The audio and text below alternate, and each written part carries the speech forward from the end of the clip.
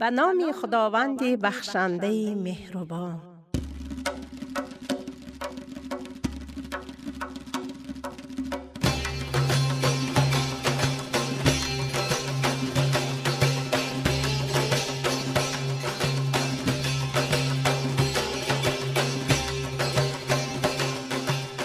سلام بر شما گل دخترکان و پسرکان عزیز.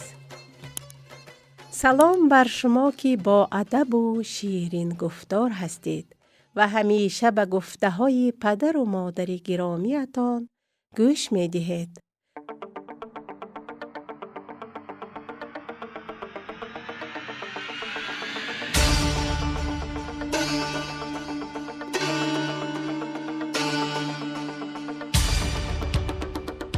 اینجا رادیو مهر است و من سیده عبدالله زاده با برنامه قصه های مثنوی همراه شما هستم. امیدوارم تا آخر برنامه ما را همراهی کنید.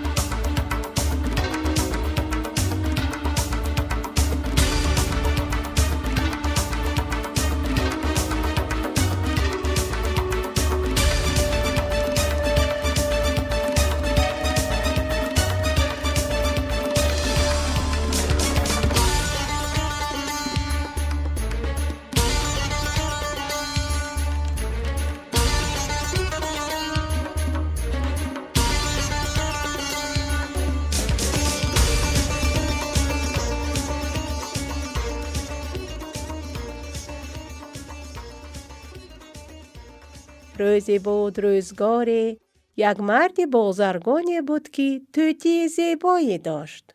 این بازرگان یک روز میخواست به سفر هندوستان برود.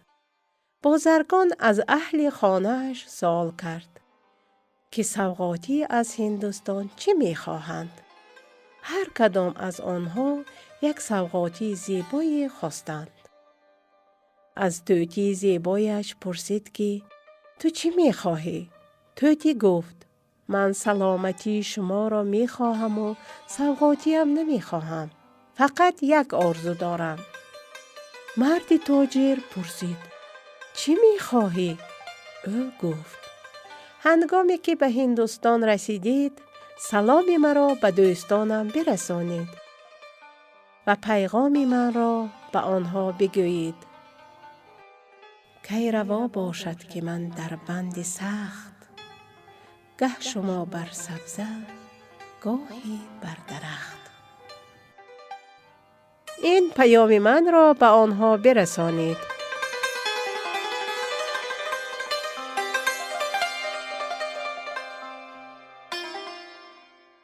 وقتی بازرگان به هندوستان رسید، بر اسب نشست و به سوی جنگل رفت تا طوطی‌های را ببیند و پیام را به آنها برساند. چند طوطی را دید که در کنار یکدیگر روی درخت نشسته بودند. پیام طوطی را به آنها گفت، ولی آنها حرفی نزدند. خاموش ماندند. ناگهان یک طوطی لرزید و از درخت به زمین افتاد. تاجر حیران شد و با خود گفت من نباید این پیام را به اینها می رساندم.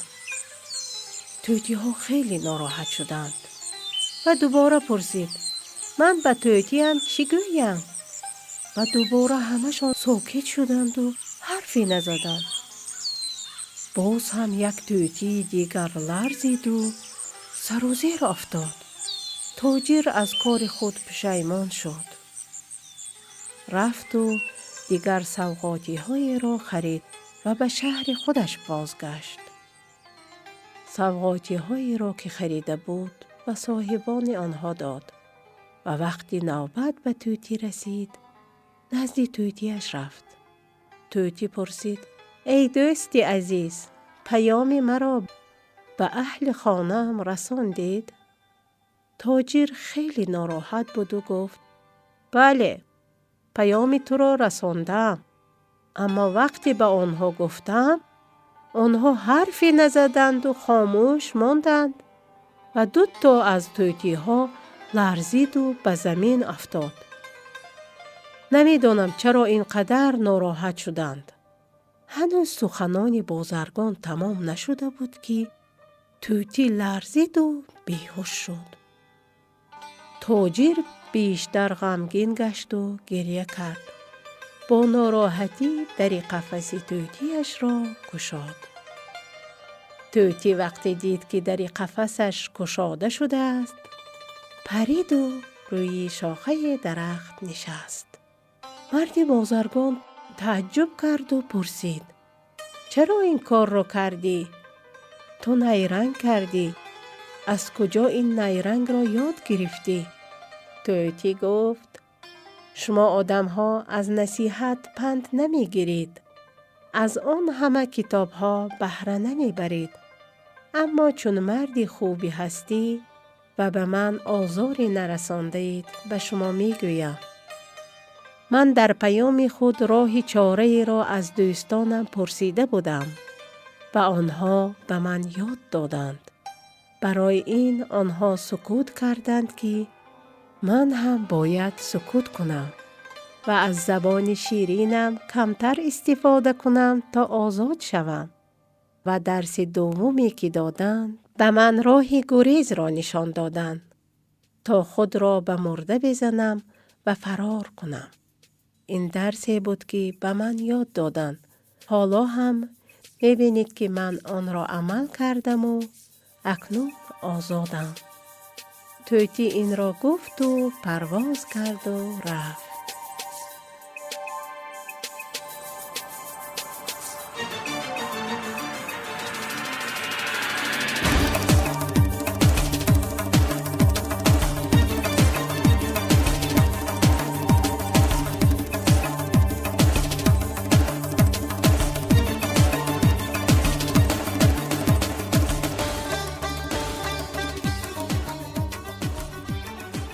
بچه های عزیز، این بود داستان امروز ما.